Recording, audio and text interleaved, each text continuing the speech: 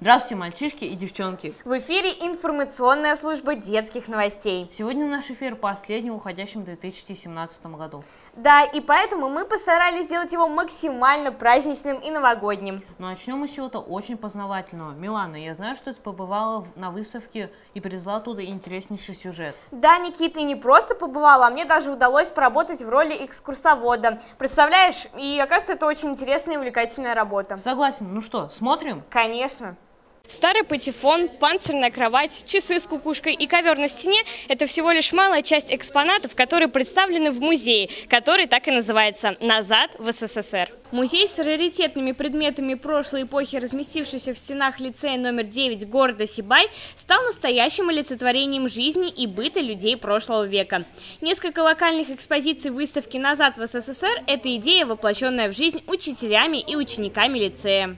Пионерский галстук, значки «Октябренка», самовар, граненые стаканы, сумки-авоськи и многое другое для ребят стали настоящим открытием. Ведь в современную эпоху гаджетов старинные вещи кажутся чуть ли не доисторическими артефактами. Поделись, пожалуйста, впечатлениями о музее. Ну, очень понравилось. Многие вещи уже знакомы. Какие-то вещи есть у бабушки, какие-то до сих пор есть у нас дома. Что больше всего запомнилось? Ну, наверное, быт. И игровая какая-то часть, ну, повседневные занятия молодежи. Сравнивая настоящее и прошлое время, где бы тебе было комфортнее жить и почему? Ну, наверное, сейчас, потому что я уже более-менее привык к этому времени и все знакомо. Сейчас есть много технологий, которые облегчают жизнь.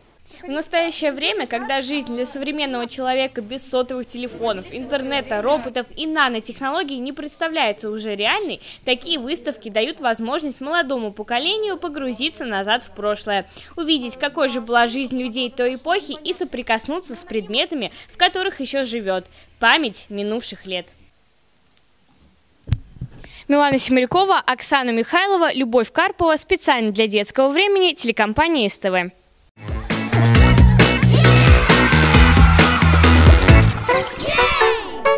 Ничего себе, и правда, некоторые вещи я видел впервые. Это точно. Никит, буквально через несколько дней наступит чудесный праздник – Новый год.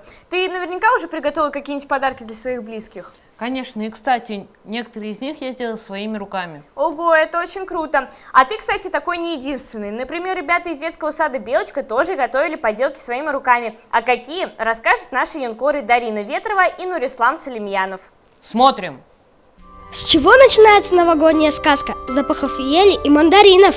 А еще с новогодних поделок, деланных непременно своими руками.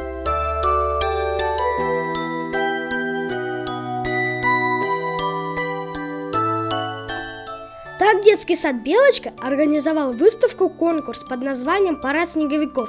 Здесь представлены работы, которые воспитанники детского сада создавали с огромной любовью с помощью мам, пап, бабушек и дедушек. Разнообразие снеговиков просто поражает. Выставочный зал буквально завален белоснежными красавцами самых разных размеров. При изготовлении новогоднего персонажа ребята и их родители не скупились на фантазию и материалы. Впрочем, как никто лучше о своих подделках нам расскажут сами ребята. Мой снеговик называется почтальон. Мы его сделали сначала надули шарик, обматывали его ниткой, сдули шарик, потом обматывали еще один шарик, потом еще один шарик, приклеили их, потом глазки, ротик, носик. Приклеили, шапочку мы нашли, обмотали праздничной лентой из елки и положили туда письмо. Я делала с мамой. Мой снеговик называется Есейтяк. Из чего он сделан? Он сделан из иглопластыря. Мы сделали сначала один шарик, потом еще один из клея. Потом глазки, нос, рот сделаем. Потом цвят простые. Мы с мамой сделали снеговика из пуха. Мы захотели сделать снеговика голубого и синего.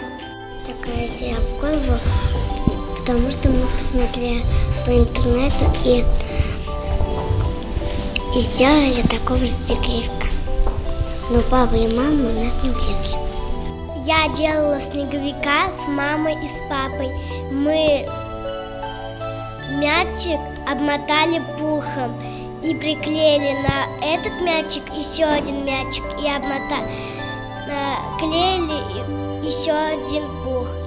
Мы приклеили носик, глазки и ротик, и мама связала вот такой шарфик.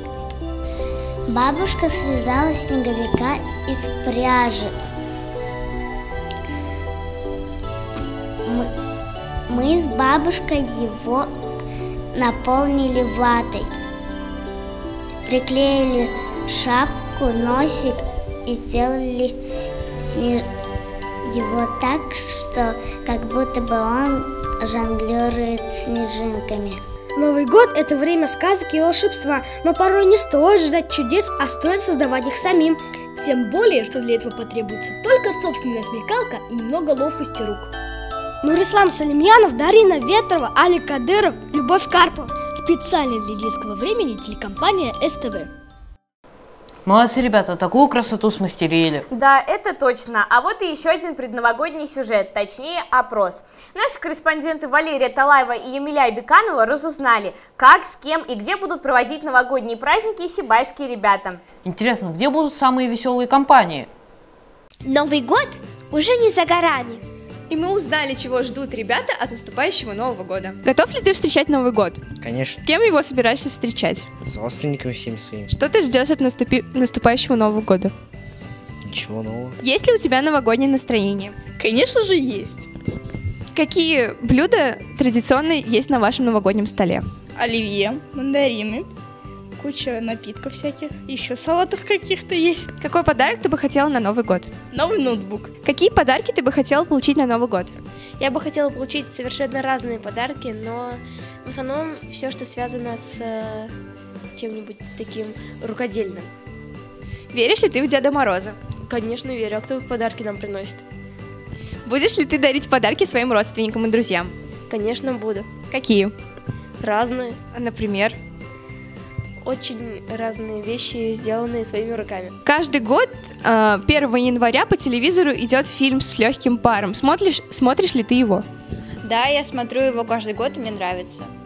Чего ты ждешь от наступающего Нового года? Море позитива, новых эмоций, новых друзей, тепла. А ты веришь в новогоднее чудо?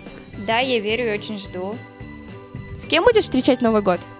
Со всеми родственниками. У многих семей есть свои новогодние традиции. Может быть, есть такие в твоей семье?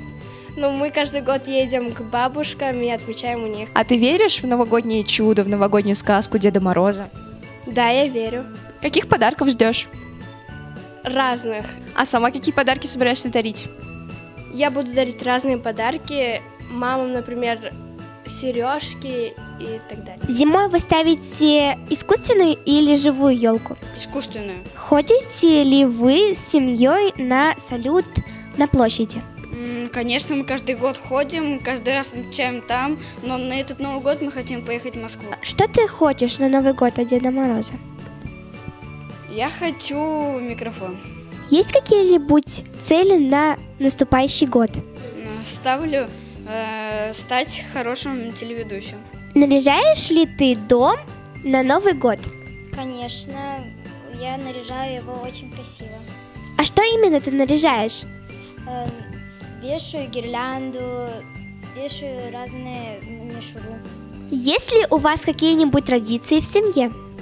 Да, мы каждый год на стол ставим крабовый салат. Какие подарки ты будешь дарить своим близким? Разные открытки, деньги. Чего ты ждешь в наступающем Новом году?